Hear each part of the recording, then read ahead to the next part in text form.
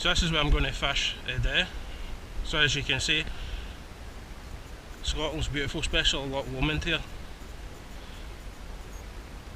So I've never fished this spot before, but I've got my rod rest starting to get set up just now with my beta lambs on it there. I've got my 2 dead bait rods sitting there. My 3rd dead bait rod I'm going to be using at the moment.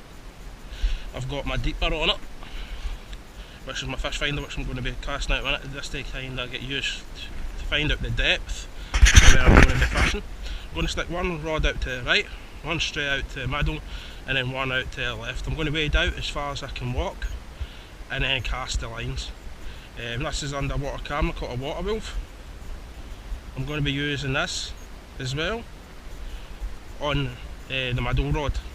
So hopefully I start catching. So I'm just going to start using the deeper now, and I'll show you how that works.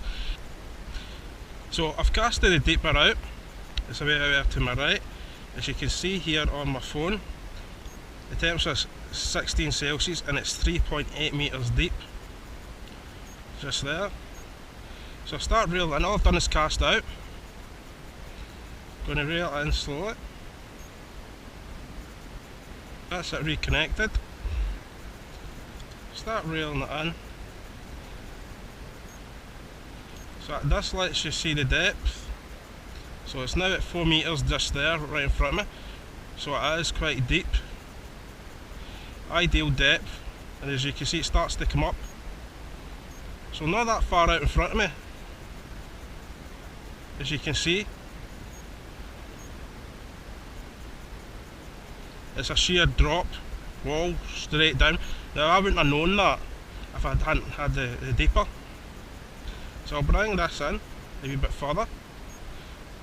As you can see it's just there in front of my rod and it's here. So literally about the width of the rod out, it's just a sheer drop right down to 4 metres. So that's great information, because then it means I can see, I know how deep the water is out there to catch the pike. I wasn't expecting a lot of people up this side of the loch on the jet skis, so the jet skis might scare the fish away. But saying that, the water's quite deep where I'm going to be fishing, so hopefully the fish are down deep and that doesn't put them off. And it's starting to rain now. Good thing I've got a shelter there. Other thing, while I'm here, when I'm setting up my unhooking mat, I've got my unhooking mat here like this. And then I always lay out the stuff I'm going to need. So I've got my water camera, which I'm going to set up next. I've got a pair of pliers to cut any hooks, 3 different sizes of forceps, scissors to cut a line, and then braided scissors there as well. And I'll also make sure you got a good knife there as well to cut up your bait.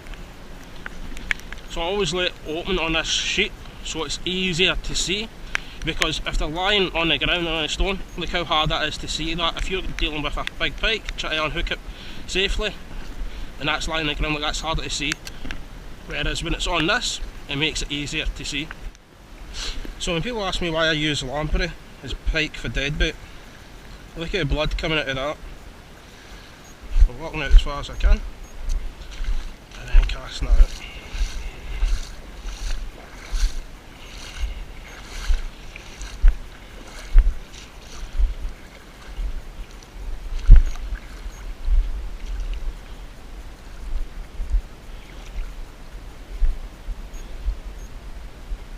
So you unsteady it.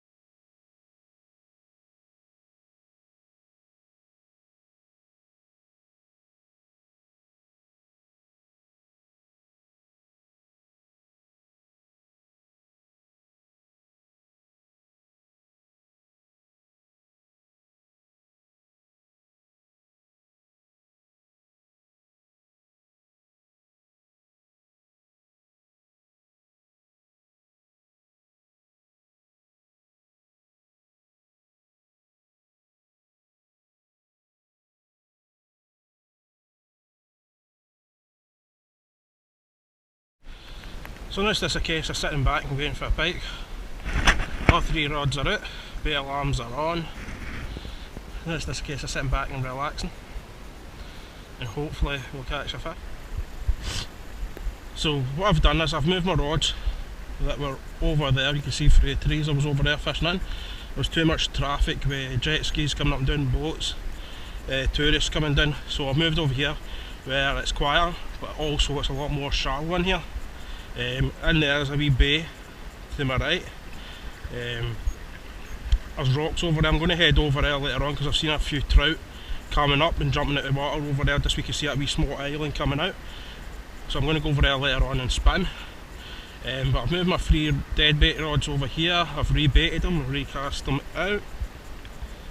The only problem with being here, I don't know if you can see in the camera, but I'm swarmed with midges. Good thing I've got this midgie repellent stuff, but even then it's still murder. I just looked at the camera before I started recording now and realised that I forgot to empty the SD card the last time I was away fishing, so I've only got 12 minutes left of being able to record, so any more filming I'm going to do is when I'm actually catching, hopefully. Well, what I do is fishing. It was kind of a bit disappointed with the camera situation, which is nobody's fault but my own. I forgot to wipe the SD card for my last fishing trip, so I mean, when I came fishing today I only had 39 minutes in total worth of recording I could do. So that's nobody's fault but myself, so I wasn't able to record as much. So I had to stop the camera because I've got 5 minutes left on my SD card that I can record on, so I could do this last wee scene. Fishing was, I'd say, hard, but considering I've never been to that spot before, I thought I'd done really well. After I turned the camera off, I ended up catching 2 jacks, jack pike. One was £6 2 ounces, the other one came up at £6 9 ounces, so they'll pretty much run about the same weight. I ended up getting two cracking good trout. I moved around to the right where the rocks were, because I've seen trout jumping there all day. Landed 2 on a spinner. All the fish I've caught on camera, not on camera, sorry, on my phone. I've took pictures which I'll edit into this video.